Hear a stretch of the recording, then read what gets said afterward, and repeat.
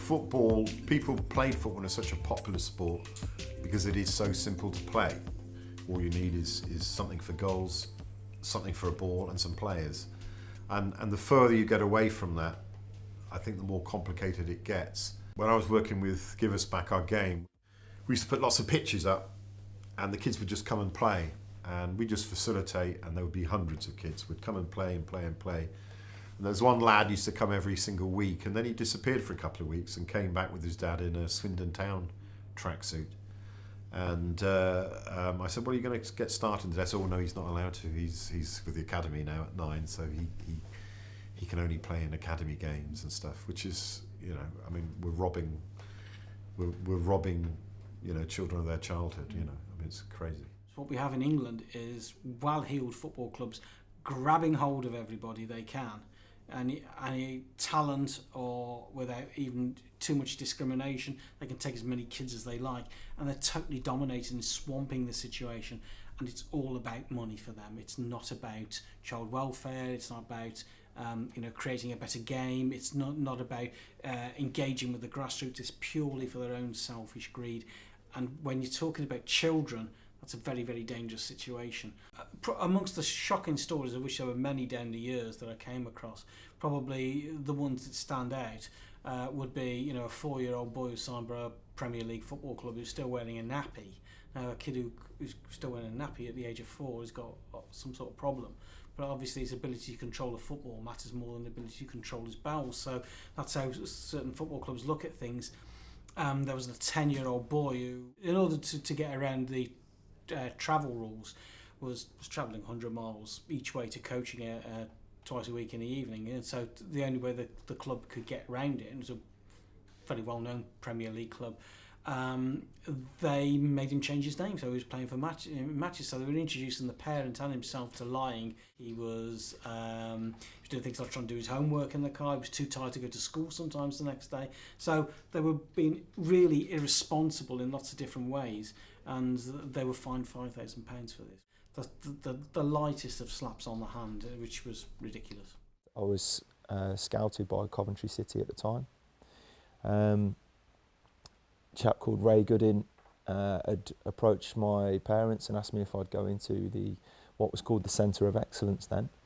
I would say I was about 13 at the time, 12 or 13, and we were really successful. We probably had 4 or 5 years where we lost. I could probably count the number of games that we lost on one hand. Was offered a academy scholarship at the time. Then we started playing under 17s youth team football. We were experiencing our first taste of full-time football, really. We were very lucky that we had a real talented group of players. Coventry City were a professional club at the time in the Premier League, so it was top level. There were some top level players in there. We were winning every week. We were playing games. We were beating teams now that you would look at, and certainly across the Midlands. And they were coming to Coventry, and we were beating them comfortably. So, coming from a really successful youth team there, we were doing brilliant. We had a real good bond. So I played for every team I could play for, to be honest. School, Coventry Schools, Coventry Centre of Excellence, and then through Coventry Schools you'd then play for your West Mids district and that. So it was always football, always games, always different nights training with different teams. But ultimately it was just for one goal. That was to be a better player and make it as far as you can in the game. Our youth team, we had some good players. Like we made it to 2 FA Youth Cup finals on the row, and that's a great achievement. Like we come up against West Ham in the first game, and it's a 2-legger, and then the second season we come up against a good Arsenal team where we had good support from the management team, and back in them days the youth team were doing the club proud. We were having good FA Youth Cup runs, and a few of us trained with the first team regularly and comfortably stepped up and you know, could deal with the ball and the pressure that come along with it, because playing Gordon Strachan them days, his standards were unbelievable, and if you had a bad touch, he let you know about it, and you had to really be a tough person mentally to play for him. And our team was really good, and looking back now, only a handful made it really.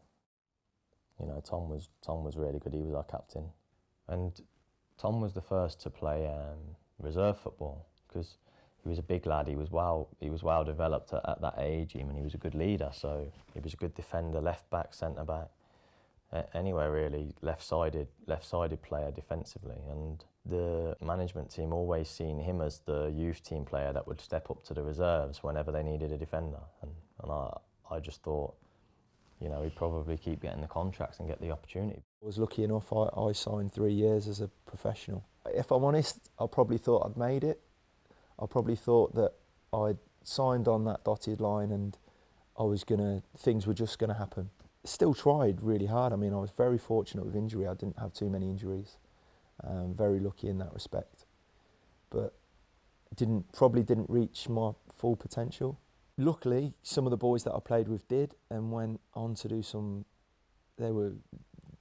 progressed through the youth system into the first team. Aston Villa away, and we had a youth cup game on the Friday night, the night before. I was playing well and I'd scored a couple of goals, and then I got subbed off after an hour, which was surprising because in the youth team I very rarely got subbed off, and I was a bit disappointed. I was on a hat-trick. I was a bit annoyed, to be honest, and I think you could see it on my face walking off. All of a sudden the coach said to me, you're travelling with the first team, you're on the bench tomorrow at Villa. I went to a hotel and stayed with a team. Woke up in the morning and then, made my debut that day in the Premier League. You know, it was one night I was playing a youth cup game, the next day I was playing in front of 40,000 at Villa Park. And then Birmingham came along. Steve Bruce is an unbelievable man manager where he gets the best out of his players, and what he was saying to me was just everything you wanted to hear as a professional footballer trying to make it to the top level. And we got promoted straight away in that first season. I personally had a really good season and took my game to a different level, you know, for a couple of years. That's neat. That's very neat. McSheffrey's 9th goal since signing from Coventry. He's making a major difference. There can be only one choice to take the penalty. It's Gary McSheffrey, and it's a hat-trick. Birmingham will stay top of the championship tonight. I was jealous. For me, I wanted to be a professional footballer. I wanted to play Premier League football. Yeah, if I didn't say I was jealous, I'd be lying. For somebody to call you into an office and say, really sorry, you're a nice guy, but you're not going to be a football player here any longer, was almost, pulls your heart from your chest. It was up there with probably the dark days of my football career. Well, it was probably the darkest day. Yeah, it is difficult because they're your best friends, you know. He still is one of my best friends, and at the time it's difficult, and you want to support them and be there, but at the same time you've got your own career to take care of, and there's still games coming up, and you know, Tom then went on to trialling at different places and playing for different clubs. There was a time when I'd spent 5 hours travelling to get to this match. Cold, windy afternoon, we got beat 4-1, dreadful game. Didn't play well at all. Got told that they weren't going to take me on, and thanks for my time, but they didn't need me anymore. I think it was always, I don't know, just some clubs, it's probably not as fulfilling, you know, as being at a top club like we were at Coventry at the time, and being well respected and, you know, a big part of the plans. And then, yeah, to then not get offered the deal at an age where it's make or break, or you can really kick on at that club, then it must have been demoralising, yeah. For myself, I can only look back on that experience and think that it broke my heart.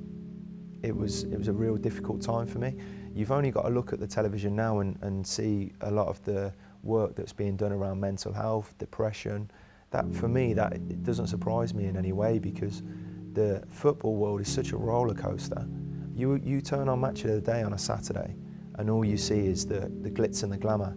You don't see the 7 or 8 that have been left out the squad, or the one that's fell out with the manager because they don't agree on the same opinion or philosophy of style of play. Yeah, obviously there's people people coming out now, isn't there, that are being diagnosed with depression and stuff when they didn't have a clue they had it. And as I say, a lot of kids always just think, I'm going to be a footballer, but the reality is not everyone makes it, and if you're lucky enough to make it, then it's a lovely privileged career and a great job to have. But if you're not, then you have to quickly bounce back and get on with something else and try and enjoy your life as much as you can.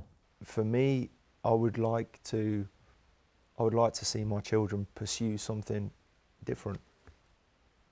I was still really good friends with Gary McSheffrey and Craig Peed, and Craig come up with the idea. He said, would you fancy launching a children's football school? So I said, yeah, that sounds great. Okay, well, firstly, welcome to Soccer Rocks. It's a Monday night at Coventry Spinks Football Club. We currently train in age groups from 4 years of age all the way up to under 14s.